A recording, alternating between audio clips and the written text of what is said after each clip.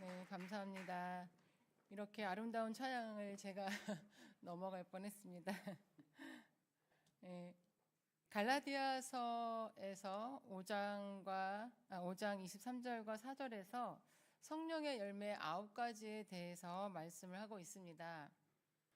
성령의 9가지 열매는 우리가 세 개씩 이렇게 하면은 외우기가 쉬운데요. 사랑과 희락과 화평과 오래 참음과 자비와 양선과 충성과 온유 절제, 이렇게 9가지의 열매에 대해서 말씀하고 있습니다. 이 9가지 성령의 열매에 대해서 간단하게 살펴보면은요, 첫 번째 3가지 열매는 내적인 것입니다. 그래서 사랑은 헬라어로 아가페인데 예수님께서 보여주신 자기 희생적이며 불변하는 사랑입니다. 그리고 이 사랑은 열거된 다른 모든 열매의 가장 기초가 되는 열매입니다. 그리고 희락은 헬라어로 카라인데 하나님과의 관계 속에서 어떤 상황이 와도 만족할 수 있는 내적인 그런 기쁨을 말합니다. 그리고 화평은 헬라어로 에이레네인데 하나님을 신뢰함으로 어떤 역경 속에서도 지속되는 내적인 고요함을 말합니다.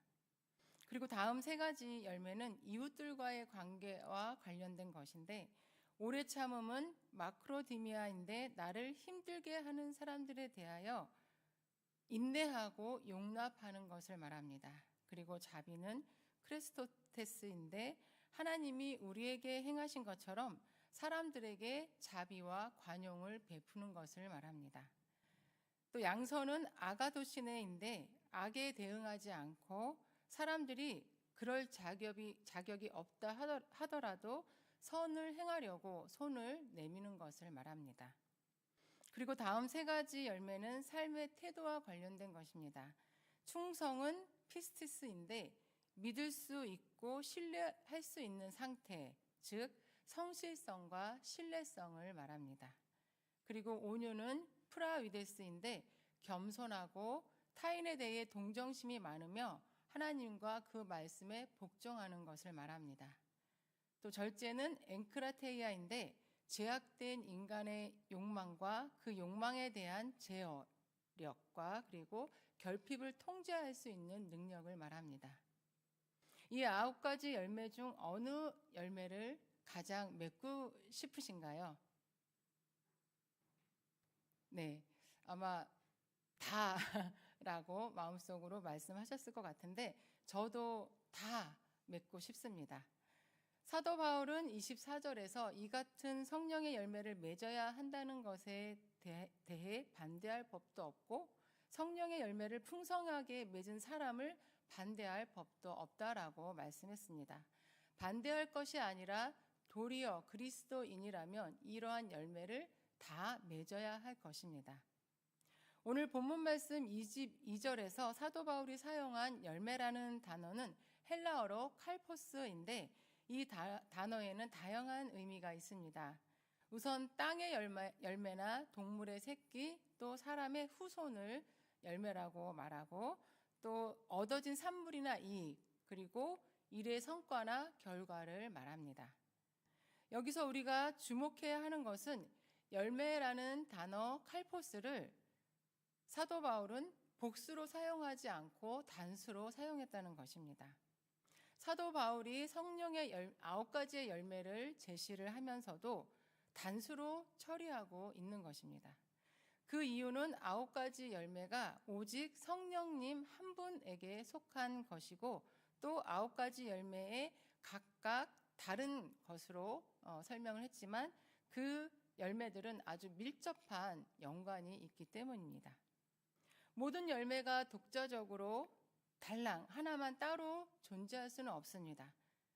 다발성으로 존재를 합니다. 포도송이가 알은 여러 개이지만 또 한 송이인 것처럼 하나의 열매라는 것입니다. 그래서 성령의 열매가 사랑만 맺어지고 또 기쁨만 맺어지고 절제만 맺어지는 것이 아니라 모두가 다 한꺼번에 생겨지고 또 맺어진다는 것입니다. 우리 PPT 화면을 잠깐 보시면 포도송이가 생기는 과정에서 이렇게 먼저 꽃봉오리가 생기고 그 꽃봉오리가 터지면서 꽃이 피게 됩니다. 그리고 두 번째 그림을 보여주시면 그 꽃잎이 떨어진 곳에 그대로 알맹이들이 다 그대로 생겨나고 또 그것이 모두가 한꺼번에 자라게 되는 것입니다. 이거와 같이 성령의 열매도 처음 시작과 과정이 같이 간다는 것입니다. 사랑하면 그 마음에 기쁨이 있고 또 화평이 있습니다. 그리고 사랑하려면 나를 지속적으로 힘들게 하는 사람에 대해서 오래 참아야 하고 또 그럼에도 불구하고 자비를 베풀어야 하고 긍휼히 여기며 선을 행하려 손을 내밀어야 합니다. 그렇게 사랑하며 사는 사람은 충성스러운, 다시 말해 신뢰가 가는 사람이 되고 또 온유한 사람이 됩니다. 또한 사랑하려면 모든 면에서 절제를 해야 합니다. 사랑하다 보면 절제의 열매도 맺게 됩니다. 어떤 사람이 사랑이 많은데 그 마음에 기쁨이 없고 평화가 없다면 그 사람이 하는 사랑은 사랑이 아닐 수도 있습니다.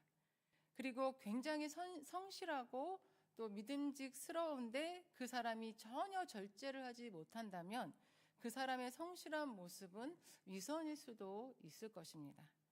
성령의 열매는 포도송이와 같이 함께 시작하고 또 함께 자라는 것이기 때문입니다.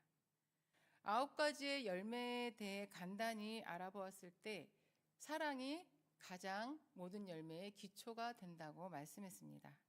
사도 바울은 고린도 13장에서도 사랑이 없으면 우리는 꽹과리와 같고 또 그 중에 제일은 사랑이라고 말씀했는데 성령의 9가지의 열매를 말씀할 때도 사랑을 가장 먼저 말씀했습니다.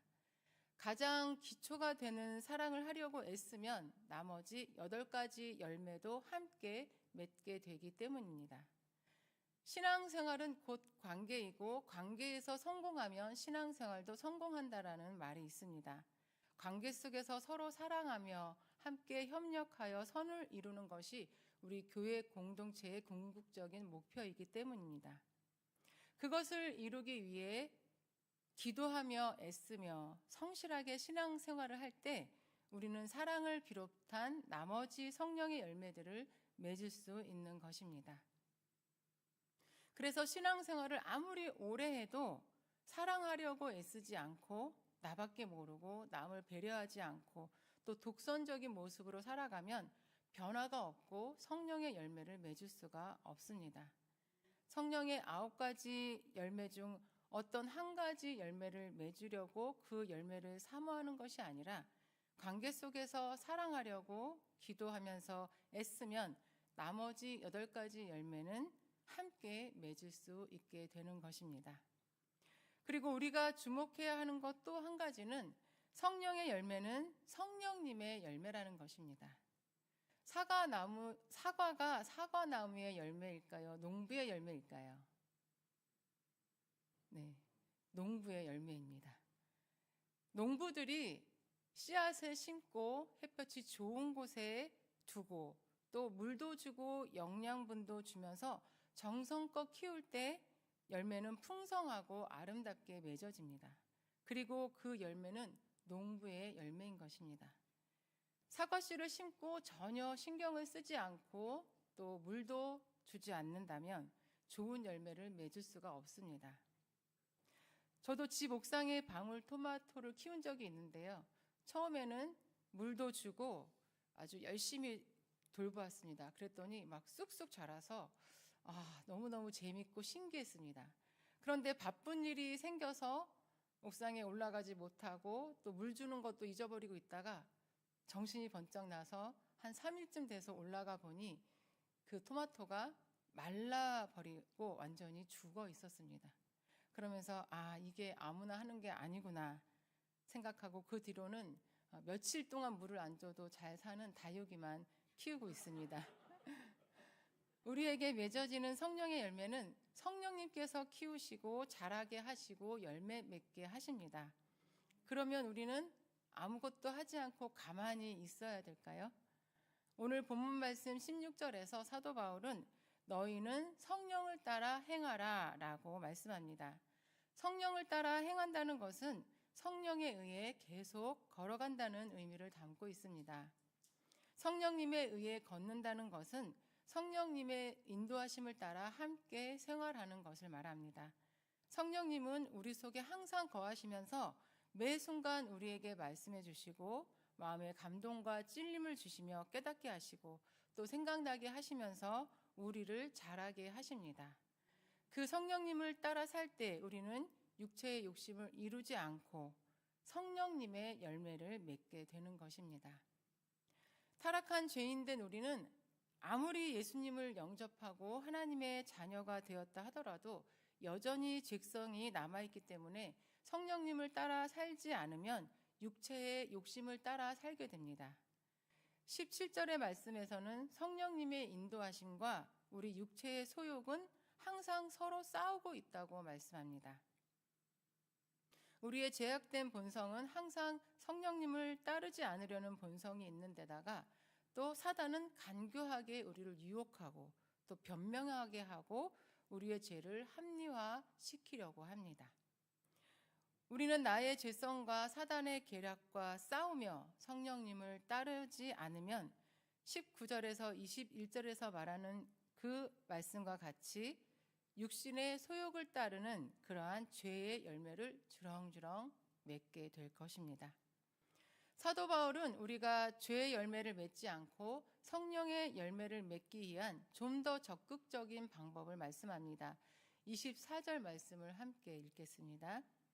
그리스도 예수의 사람들은 육체와 함께 그 정욕과 탐심을 십자가에 못 박았느니라. 아멘. 바로 우리의 육체와 함께 그 정욕과 탐심을 십자가에 못 박는 것입니다. 내 죄를 대신 지시고 십자가에 못 박히신 예수님의 그 사랑을 힘입어서 여전히 죄 가운데 있는 나 자신을 계속해서 십자가에 못 박고 성령님의 인도하심을 따라 살 때 우리는 성령의 열매를 맺고 조금씩 또 자랄 수 있도록 키워나갈 수 있다는 말씀입니다. 예수님의 말씀과 예수님의 사랑을 의지하여 우리의 죄악된 정욕과 또 탐심을 십자가에 못 박듯 억제하면서 성령님을 따라 사랑하며 살면 성령님은 나 자신의 죄를 깨닫게 하시고 또 죄의 본성을 제어할 수 있는 힘을 주셔서 우리가 맺게 되는 죄의 열매를 의의 열매로 바꾸어 주시는 것입니다. 지금 포도나무는 꽃이 지고 작은 열매들이 맺혀져 있습니다.